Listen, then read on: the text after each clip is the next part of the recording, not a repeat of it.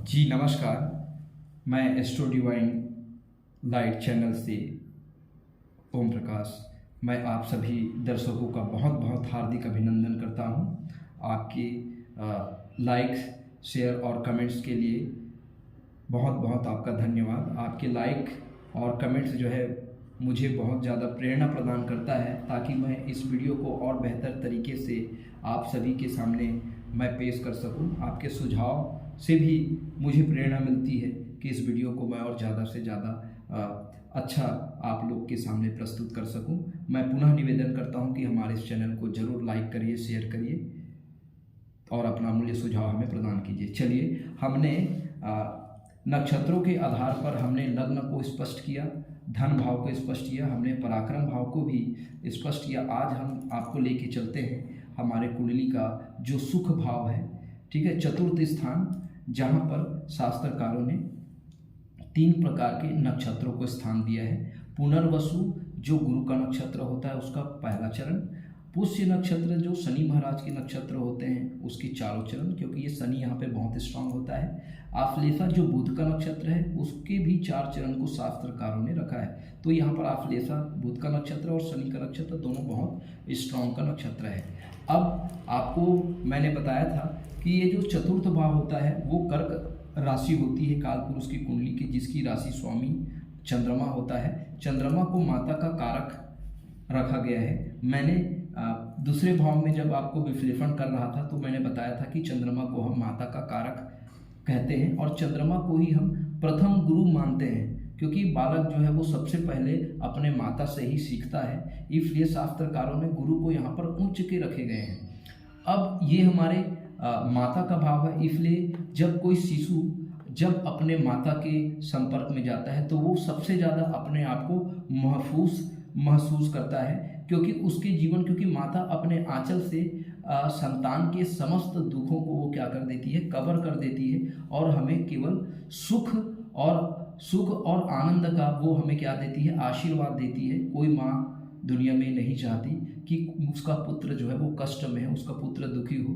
माता कभी कुमाता नहीं होती। पुत्र कुपुत्र जरूर हो सकते हैं, लेकिन माता कभी कुमाता नहीं हो सकती। यहाँ पर गुरु का पुनर्वसु नक्षत्र, शनि का यहाँ पे पुष्य नक्षत्र और यहाँ बुध का आश्लेषा नक्षत्र।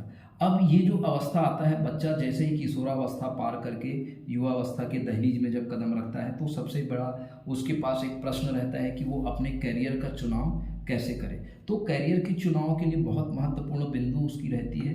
तो बालक अब यहाँ पर आके अपना कैरियर का फैसला स्वयं लेना वो प्रारंभ कर देता है। अर्थात जैसे वो कक्षा 10वीं पास करता है तो उसके पास सबसे बड़ी चुनौती आती है कि उसको कौन से प्रोफेशन में अपने लाइफ की जो स्ट्रीम है या लाइफ की उसकी जो एनर्जी होती है उसका फ्लो जो है वो कौन से डायरेक्शन में होगा। उसके लिए बच्चा अब क्या करता है, अपने वो मानसिक रूप से वो बहुत ज़्यादा मजबूत हो जाता है और वो अपने कैरियर का फैसला वो स्वयं करना प्रारंभ कर देता है। तो उसको क्या क्या उसके लिए जो सहयोगी जो ग्रह होते हैं, पुनर्वसु गुरु का प्रथम चरण, और ये गुरु जो है वो ज्ञान का कारक है। शनि जो है उसको हार्ड वर्किंग इन नेचर बनाता है, और बुध जो है उस बालक को उस विषय के चुनाव के लिए उसको क्या करता है, तर्क शक्ति प्रदान करता है। अब बालक किशोरावस्था से युवावस्था में पहुंच गया, अब उसको तर्क लगाना पड़ रहा है कि मुझे अपने करियर को कौन से डायरेक्शन में फ्लो करना है। तो ये जो बुध आश्लेषा नक्षत्र का जो बुध होता है वो उसकी एनालिटिकल पावर को क्या करता है, स्ट्रॉन्ग करता है, तभी वो सही रूप से डिसीजन ले पाता है। और शनि क्या करता है कि आप जो भी विषय आप चयन करो मैं आपको हार्ड वर्किंग दूंगा। तो शनि उसको क्या करता है, ऑलवेज उसको हार्ड वर्किंग इन नेचर बनाता है। अब गुरु क्या है, ज्ञान है। तो जब बालक जो है अपने तर्क शक्ति से, अपने बुद्धि से जब वो बहुत ज़्यादा मेहनत करेगा तो ज्ञान तो उसको प्राप्त होगा। ज्ञान क्या है, जातक का जो मोटिव है, ज्ञान जो है उसके उद्देश्यों को पूरा करता है।